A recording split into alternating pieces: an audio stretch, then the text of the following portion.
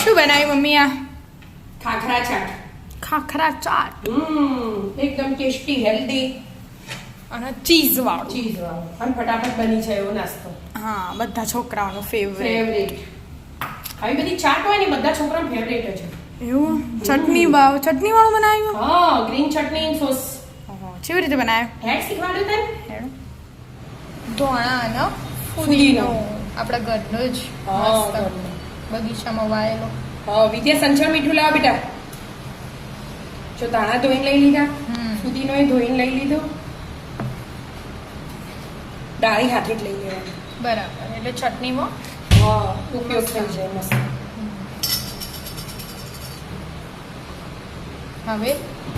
હવે 1 ઇંચ જેટલો આદુનો ટુકડો લીધો. બરાબર. વિદ્યા મરચાં લાય બેટા. મરચાં આપજે. લસણ નખવું હોય તો નખાય. એના લસણ, ડુંગળી, આમાં તો એવી ચટણી બનાવીએ ને એકદમ ક્રીમી મસ્ત બને. એવું? હા. બરાબર. સિંગદાણા લઈ લીધા. આપણે સિંગદાણા વાળી ભાવ કલર મસ્ત આવે સિંગદાણા. તીખા લેવાના લવિંગિયા બેટા. જો લવિંગિયા લઈ લીધા. નાના આવું લવિંગિયા. જે રીતે તીખી કર્યું એવી રીતે એવી કરવાની. આવની ઈચ્છા. હા, હું એ 3-4 લીધા. હવે સંચળ મીઠું આપણે સાદું નહીં લેતા, સંચળ જ લઈએ. બરાબર. પછી ગોળ નખાય, ખોડે નખાય, જે નખવું હોય નખાય. કલર મસ્ત આવે ને એના માટે મેં ખોડે એડ કર્યું. અને 1 ચમચી જીરું. આ નાની હે ને એટલે. અને ઉપરથી થોડું લીંબુ નીચોવાનું. મસ્ત ખાટી મીઠી તીખી ચટણી તૈયાર. હવે 2-3 બરફના ટુકડા લઈ લીધા, ઠંડી મસ્ત થઈ ગઈ. હવે પીસી લેવાનું. એનું અમારા શ્યામુભાઈ વેકેશન હોય એટલે બાપડા ભૂખ લાગી જાય. એ તો લાગે છે. ભૂખ તો લાગે છે. પેટ આલ્યું તો ચટપટું ફટાફટ બની જાય ને એવું બની આપણું. એવું લઈ રહ્યા તો ગ્રીન ચટણી બનાવી દીધી હતી. ગ્રીન ચટણી, ટામેટા સોસ. એમના આપણા પાછું ખટ મીઠું બધું જ ભાવે. ખાટું વધારે ભાવે. એટલે હવે આ 2 લઈ લીધું, ગ્રીન ચટણી સોસ ને 2 મસ્ત આખા ખાખરામાં લગાવી દેવાના. ખાખરા ચાટમાં ખાખરા ચાટ બનાવવાની મમ્મી. ચાટ ખાખરો લઈ લીધો, એના ઉપર ચટણી લગાવી. ગ્રીન ચટણી અને સોસ 2 લગાવી દીધો હાથે. એટલે એકદમ મસ્ત લાગે, સ્પાઈસી. હવે મેં શાક લઈ લીધા.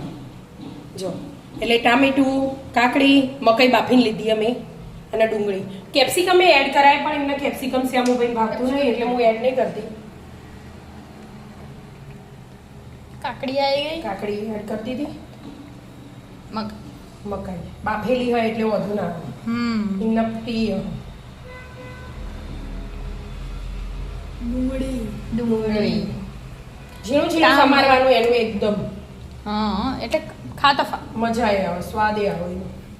અને ટામેટું પછી જેવું ખાવું એ પ્રમાણે એડ કરવાનું. હા, એ તો એવું જ હોય ને. ટામેટું આવી છે. પિઝા જેવું લાગવા માંડ્યું. પિઝા જેવું લાગે તો પિઝા જેવું. હા, લીંબુ હેલ્ધી કહેવાય. ધાણા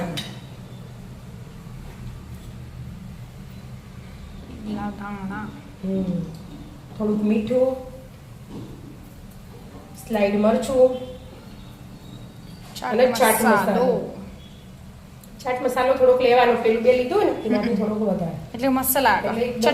ચટપટું થઈ જાય. પહેલા મમ્મી લીંબુ નાખી દે.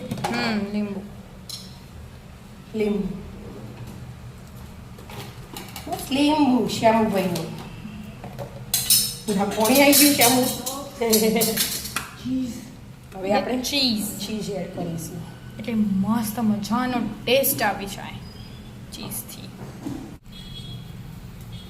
ચીઝ આવી જાય મસ્ત ચીઝી બની જશે.